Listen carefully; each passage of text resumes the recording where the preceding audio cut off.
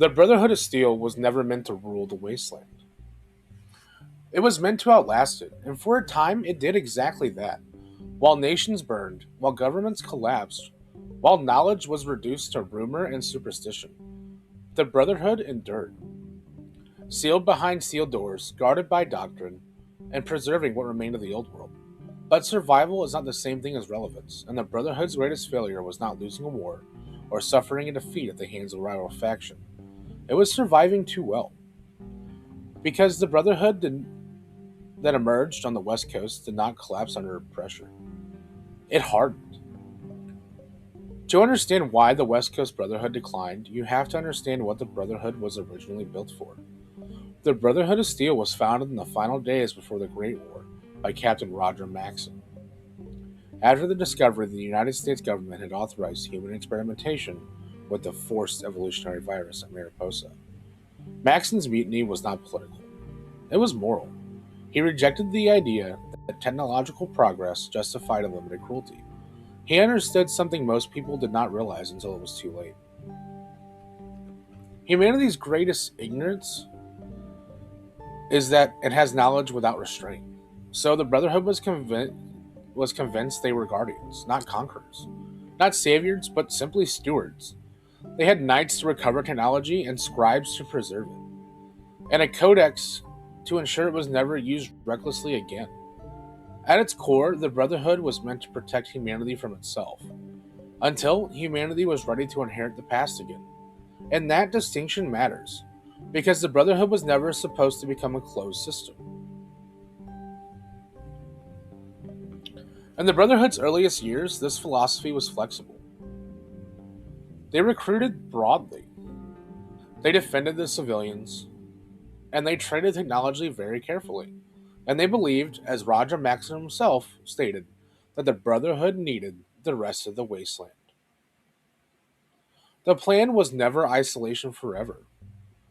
But after Maxson's death, something subtle changed. Leadership was passed to a successor.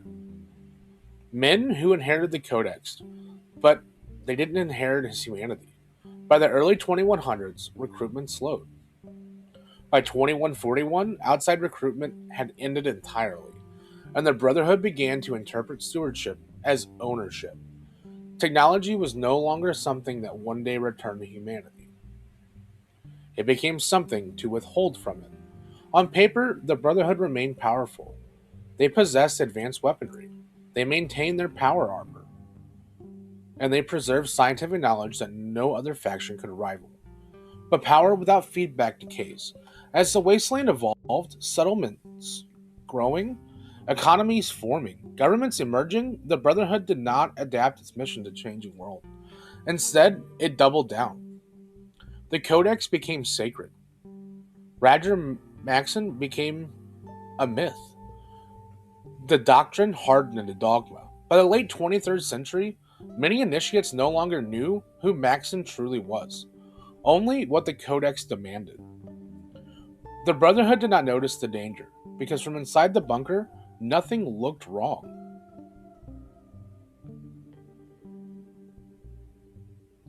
The rise of the new California Republic changed everything. For the first time since the Great War, the Brotherhood was no longer the most advanced institution in the region. The NCR had industrialized. It standardized its weapons. It trained massive armies. And critically, it used technology instead of merely preserving it. The Brotherhood responded not with cooperation, but with strict restrictions. They began confiscating advanced technology. They refused to share their knowledge.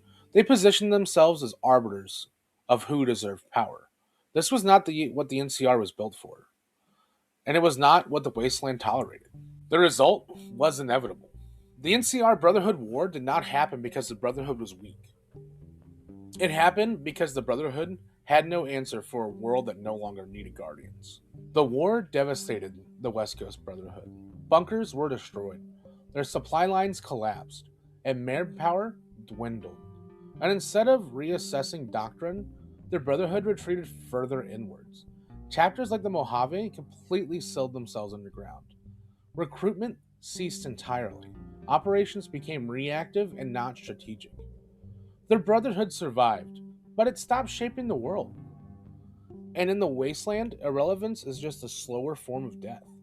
Here's the critical mistake most people make: they assume the Brotherhood failed because it was too harsh, too rigid, too authoritarian. And that's not true. The Brotherhood failed on the West Coast because it refused to change when change was still possible. And the proof of that failure lies thousands of miles east. Because while Lost Hills sealed its doors, another chapter broke the rules. The Brotherhood of Steel did not fracture because of ambition. It fractured because two leaders answered the same question very differently. What do you do when the world does not recover? For decades, the Brotherhood believed civilization would eventually return on its own, that humanity merely needed time. But on the East Coast, that time had ran out. When the Brotherhood arrived in the ruins of Washington, D.C., they did not find rebuilding societies. They found extinction. Super mutants just pouring from Vault 87. Entire settlements erased overnight. Neighborhoods turned into killing grounds. This was not the slow recovery of the West Coast. This was a population on the brink of extinction. And Elder Owen Lyons understood something immediately. If the Brotherhood followed the Codex exactly as written, there would be no one left to save. Lyons made a choice that would define the next century of Brotherhood history. He deprioritized technological acquisition, and instead, he made civilian defense the Brotherhood's primary mission. Super mutants became the enemy. Settlements became protected. Patrols moved outward instead of inward. To the people of the capital wasteland, the Brotherhood became something entirely new. Not just guardians of the past, but the new protectors of the present. This decision came with consequences. Lyons' Brotherhood bled constantly. They recruited wastelanders out of necessity. Many were untrained. Many died. Veteran members resented the shift. Resources were stretched very thin. Technology stockpiles stagnated. And worst of all, Lost Hills had cut them off.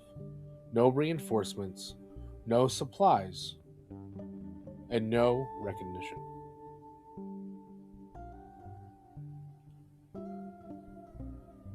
To the West Coast elders, Lyons had betrayed the Codex. To them, he had turned the Brotherhood into a charity. And in Brotherhood doctrine, charity is weakness. The ideological fracture did not remain theoretical. In 2276, it became physical. Those who still believed in strict adherence to the Codex abandoned Lyons and formed the Brotherhood Outcasts. Their belief was simple: technology must be preserved first. Human lives are replaceable, but knowledge is not. They fortified for independence. They hoarded advanced weaponry. They attempted to re-establish contact with the West. This was the Brotherhood as the West Coast it envisioned: pure, uncompromising, isolated, and completely ineffective. Here's the part history makes uncomfortable. Lyons' approach was unsustainable, but the Outcasts' approach was irrelevant. Yeah, the Outcasts lived longer, but they lost fewer soldiers, they preserved more technology, and yet they changed absolutely nothing. They rebuilt no settlements, they contained no mutant threat, and no future was shaped. They endured, but they didn't matter. Lyons, meanwhile, was losing men but gaining legitimacy. The turning point came not from doctrine, but from water.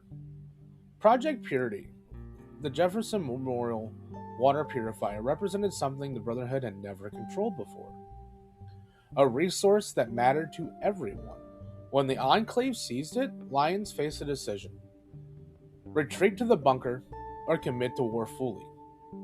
And he chose war.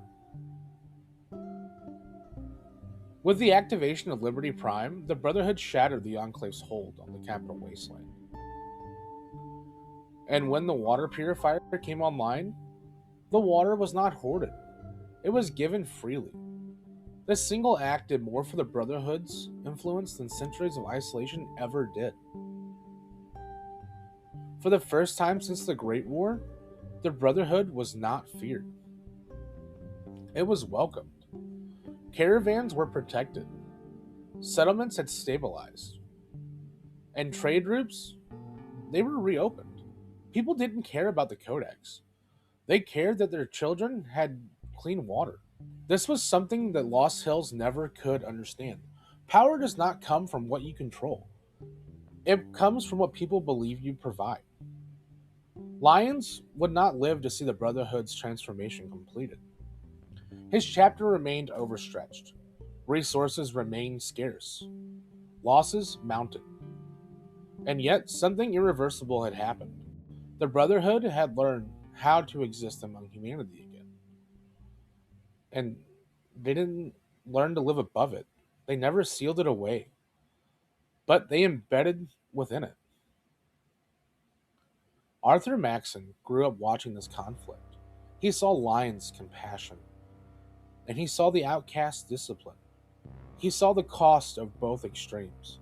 And when leadership passed to him, he did something no elder before him had done.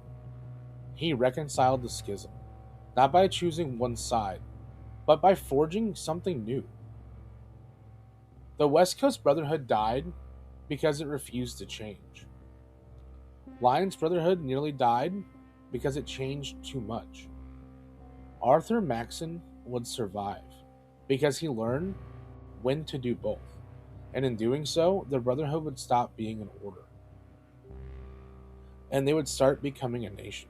Arthur Maxson did not inherit a functioning Brotherhood. He inherited a contradiction, a chapter built on charity and surrounded by enemies, a military order that protected civilians but could barely protect itself. The lessons of Lyons was clear. Compassion alone could not hold the wasteland, but neither could isolation. So Maxson did something radical. He reframed the Brotherhood's purpose. Under Maxson, the Brotherhood reasserted hierarchy. The ranks mattered again. Discipline returned. The Codex was restored, but rewritten in practice, not in text. This was not the dogmatic Codex of Lost Hills, and it was not the moral improvisations of Lyons. It was synthesis. Technology would be controlled, threats would be eradicated, civilians could and would be protected but not indulged. The Brotherhood would no longer ask permissions to shape the future. It would impose stability. Maxson understood something crucial. The wasteland was not chaotic because of ideology. It was chaotic because of uncontrolled power. So the Brotherhood's enemies were redefined.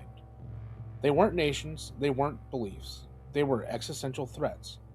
They were super mutants and institution created synths. Technologies that could replicate the Great War. This wasn't cruelty, it was risk management. From Maxson's perspective, humanity did not need freedom yet. It needed survival. Nothing tested this doctrine more than the Institute. Gen 3 synths represented everything the Brotherhood feared. It was artificial life, and it was indistinguishable from humans. Created in laboratories and controlled remotely. A technology capable of replacing humanity without firing a single shot. To Maxson, this was not a moral debate. This was an extinction scenario. Where Lyons may have hesitated, Maxson did not. And here is where the Brotherhood truly changes. Under Maxson, it stops behaving like a wandering military order and starts behaving like a government. It controls territory, it enforces its doctrine, and it builds infrastructure. The Pridwin is not a symbol of war. It is a capital city in the sky. And with air superiority, manufacturing capacity, and mass recruitment, the Brotherhood becomes something no chapter had ever seen before. It became scalable. The West Coast Brotherhood believed exclusivity preserved purity. Maxson believed exclusivity guaranteed extinction, so recruitment expanded. Not just exceptional individuals, but ordinary people. Farmers, refugees, orphans, trained, indoctrinated, and given an identity. This was not accidental. It was nation building. The Brotherhood stopped relying on relics of the past. It invested in the people. As the Brotherhood grew, belief followed. Rituals emerged. The symbolism intensified. Reverence for the steel deepened. But Maxson rejected worship. He dismantled cults in the West. Because to him, the Brotherhood was not divine, it was human. It was a tool, not a religion. This distinction matters. Because faith can unify, but worship can corrupt. The East Coast Brotherhood thrived for one simple reason: it solved problems people could see. Super mutants were pushed back, raiders were eradicated, and the trade groups got stabilized. People did not debate ideology. They felt safety, and safety creates loyalty. This was the lesson the West Coast never learned. But this success came with a price. The Brotherhood under Maxson is not gentle. It did not negotiate with threats. It does not tolerate technologies it cannot control, and dissent is not welcomed. This is not democracy. It is stability through authority, and it works for now. The East Coast Brotherhood did not survive because it was kinder. It did not thrive because it was stronger. It survived because it adapted faster than the world could change. Meanwhile, the West Coast Brotherhood waited for the world to return to them. It never did. The West Coast Brotherhood did not collapse in fire. It did not fall in a battle, and it did not suffer dramatic extinction. It simply became irrelevant. And in the wasteland, irrelevance is just death delayed. Lost Hills was once the heart of the Brotherhood, a fortress of knowledge, a center of research, a place where civilians and civilization was meant to be reborn. But over time, its walls stopped being protection. They became isolation. The Brotherhood convinced itself that waiting was wisdom, that restraint was morality, that if it simply endured long enough, the world would need them again. The world never did. Roger Maxson believed technology was dangerous, but his successors believed that people were. The distinction mattered because the mission quietly changed from protecting humanity from technology to protecting technology from humanity. That single shift altered everything. The energy weapons were locked away.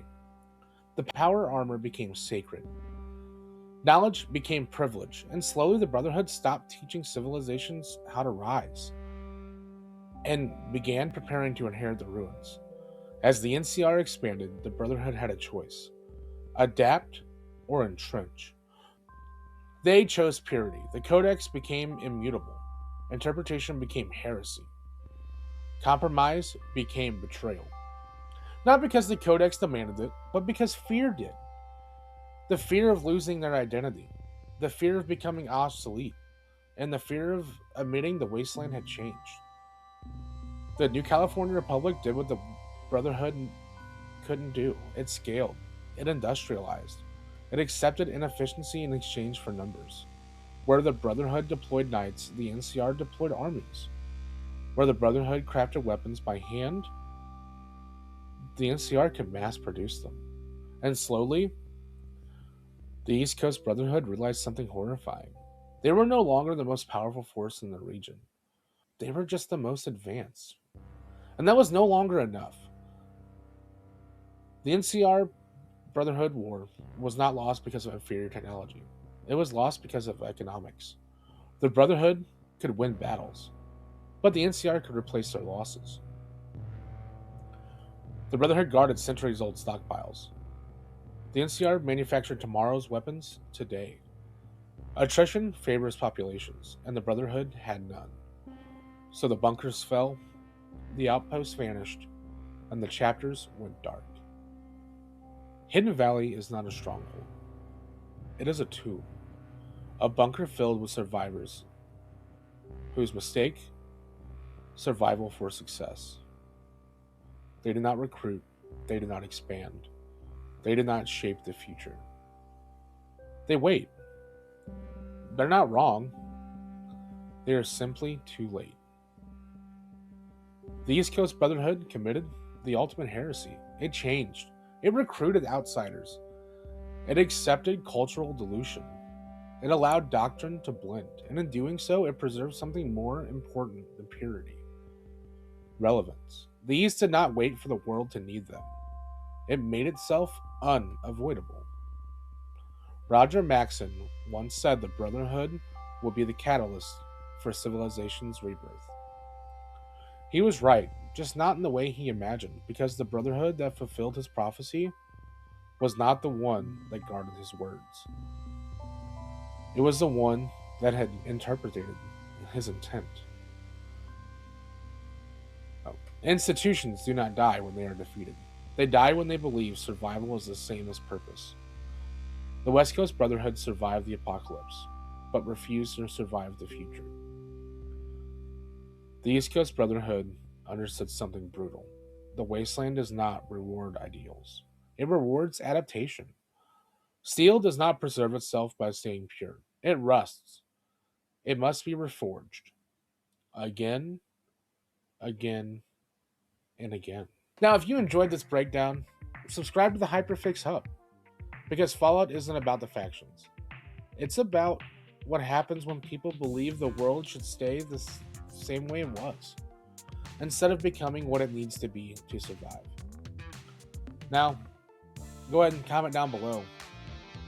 Are you an East Coast Brotherhood fan or a West Coast Brotherhood fan?